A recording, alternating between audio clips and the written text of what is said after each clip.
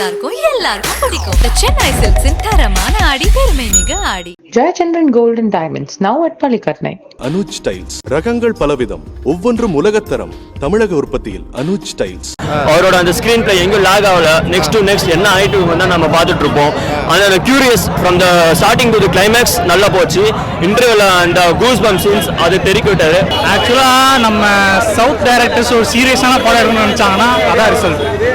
பயங்கரமா படம் ரொம்ப சூப்பரா இருக்குண்ணா. ரஞ்சித் அண்ணா ரொம்ப சிறப்பா எடுத்திருக்காரு. விக்ரம் சார் சூப்பரா நடிச்சிருக்காரு. ஜிவி சார் பயங்கரமா மியூசிக் போட்டிருக்காருண்ணா. படம் வேற லெவலுக்கு நான் நம்பி பார்க்கலாம். ஒவ்வொரு படத்துலயும் அவருக்கு அந்த கொடுக்குற அந்த டெடிகேஷன் வந்து சேஞ்ச் ஆகிட்டே இருக்கும். இந்த படத்தை அவர் ரொம்ப ஹார்ட் ஒர்க் பண்ணியிருக்காரு. அவர் பாடி லாங்குவேஜ், ஆக்டிங் எல்லாம் சேஞ்ச் பண்ணி ஒரு புதுச்சியானா ஒரு புது தங்கலானா வந்திருக்காரு.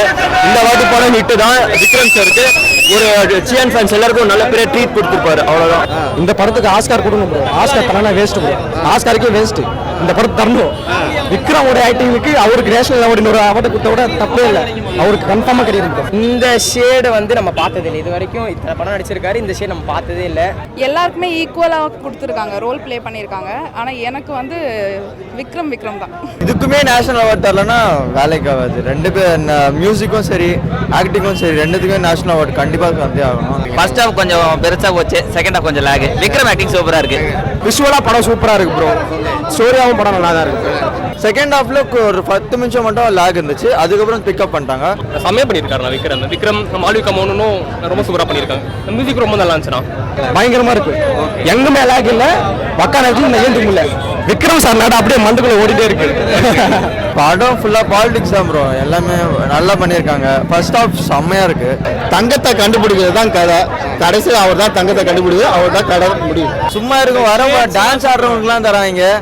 இவரு நடிச்சிருக்க அடிச்சு உதச்சிருக்காங்க. மூஞ்ச போட்டு அடிக்கிறாங்க. சீன்ஸ்லாம் பார்க்கும்போது அவர் போய் அப்படியே விளறது அந்த மாதிரி சீன்ஸ்லாம் பார்க்கும்போது அப்படியே ரியலிஸ்டிக்கா இருக்கு. அவ்வளோ ரியலிஸ்டிக்கா எல்லாமே ரியலா தான் பண்ணியிருக்காங்க. எல்லாமே அவருக்கு இது இருந்து இதுக்காச்சும் தயவு செய்து நேஷனல் அவார்ட். ஹீரோயின் அப்படின்ற ஒரு தனியாக கேரக்டர் இல்லாமல் எல்லாருமே கதைக்குள்ளே தான் இருக்காங்க. அது நம்ம தனியாக இவங்களுக்காக அவங்களுக்காகலாம் படம் பார்க்க முடியாது. நம்ம தங்கத்தை தேடி தான் போகிறாங்க மக்கள்.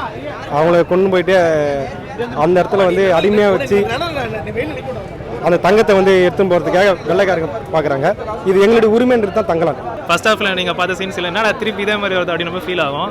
மற்றபடி ஆகும். 2 வாட்டி பாம்பு வரும், 2 வாட்டி சுத்து வரும். அதாவது நிலமும் அவங்களது வேலையை நாங்கள் செய்கிறோம். ஆனால் கூலி கொடுக்க மாட்டேன்றது அது இதையும் பேசியிருக்கேன்.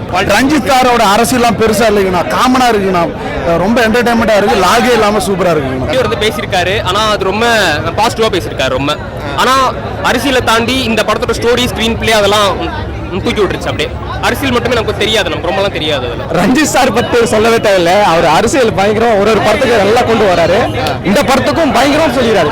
ஒவ்வொரு கருத்தும் தாக்கப்பட்ட மக்களுக்கு ஒவ்வொரு கருத்தும் பயங்கரமா சொல்லிடுறாரு. அந்த காலத்தில் நடந்த ஸ்டோரியை பக்காவே எடுத்து. ஆமாம், அவர் படத்தில் பாலிடிக்ஸ் இல்லாமல் எப்படி அதான் சும்மா அதை பற்றி பேசிக்கிட்டே இருக்காமல் கரெக்டான நேரத்தில் பிளேஸ் பண்ணனால ஆடியன்ஸோட ரெஸ்பான்ஸ் அந்த இதுக்கு சூப்பராக இருந்துச்சு. மற்ற படத்தில் எப்படின்னு எனக்கு தெரியல. ஆனால் இந்த படத்தில் பெருசாக எதுவும் இன்ஃப்ளூயன்ஸ் இல்லை. ஆனால் இருந்தது, அந்த டச் இருந்தது. ஆனால் பெருசாக ஒன்றும் அஃபெக்ட் பண்ணுற மாதிரி இல்லை. நீங்கள் சார்பட்ட பாரம்பரியத்துக்கு மெட்ராஸ் காலா கபாலி அட்டகத்தி எதுவாக எடுத்துனாலும் சரிங்க. சாயம் பூசுறதுக்கான எந்த வேலையுமே அதில் கிடையாது. அவர் வந்து அவர் அரசியல் வந்து அவர் தெளிவாக பேசுகிறாரு. புறக்கணிக்க முடியாத வெற்றி இது. அது என்ன உண்மையான அரசியல் தானே, பொய் எதுவுமே சொல்லியே. வரலாறு உண்மையை சொல்லியிருக்காரு. இது ஒரு வரலாறு.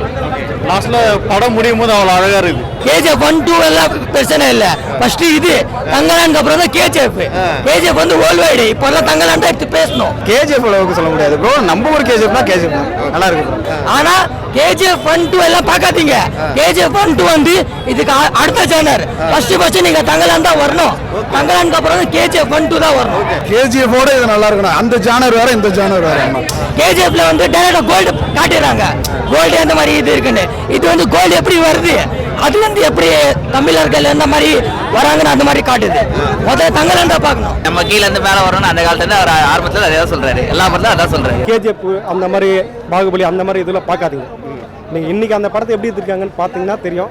ரஞ்சித் சார் வழக்கமான ஒரு பேட்டர்ன். ஆனால் இதில் கொஞ்சம் மாற்றி எடுத்திருக்காரு. அவர் அந்த பிஜிஎம்மாக இருக்கட்டும், ஆர்த்திலோனுக்கு அப்புறம் ஒரு நெக்ஸ்ட் பவர் கொடுத்தது வந்து இந்த பீட்ல தான் நம்ம சொல்லலாம். அந்த பிஜிஎம்மாக இருக்கட்டும் எல்லாமே நல்லா போச்சு. ஜிவி பிரகாஷ் பிச்சிட்டான். பாரஞ்சித் கதை செம்மையாகிறது. லாக் எந்த இதுலேயே இல்லை bro. G V 1, Pa Ranjith 1, R K Selva 1 bro. அப்புறம் மியூசிக் ரொம்ப நாளுக்கு ஜிவி பிரகாஷ் வந்து ஒரு நல்ல மியூசிக் கொடுத்துருக்கு. அசுரனுக்கு அப்புறம் இது பெஸ்ட்டாக வந்திருக்கு. நாங்கள் ரெண்டுத்துக்குமே எதிர்பார்க்குறோம். And screenplay is good. எஸ்பெஷலாக சொல்லணும்னா ஜிவிஎம்மோட பேக்ரவுண்ட் ஸ்கோர் சூப்பராக இருந்துச்சு. லாஸ்ட் அந்த 15 மினிட்ஸ் அந்த டிரான்சிஷன் ஒன்று இருக்கும், சூப்பராக இருந்துச்சு. அதுக்கோட சீன் எவ்வளோ சூப்பராக இருந்துச்சோ அதே அளவுக்கு பிஜிஎம்மும் அந்த அளவுக்கு சூப்பராக இருந்துச்சு. தங்கலான்ங்கிறது அந்த ஃபர்ஸ்ட் பார்ட் மட்டும் தானே, செகண்ட் பார்ட்டுக்கு லீடு கொடுத்துருக்கு. பார்ட் 2க்கு லீட் கொடுத்த மாதிரி தெரியல, ஆல்மோஸ்ட் முடிஞ்சிருச்சு எல்லாமே. இதில் லீட் மாதிரி இது கொடுக்கல. எல்லாமே நல்லா இருக்கும், எல்லாருக்கும் பிடிக்கும். The Chennai Silks தரமான ஆடி பெருமை மிக ஆடி. Jayachandran Gold and Diamonds, now at Palikatnai. Anuj tiles. ரகங்கள் பலவிதம், ஒவ்வொன்றும் உலகத்தரம். தமிழக உற்பத்தியில் அனுஜ் டைல்ஸ்.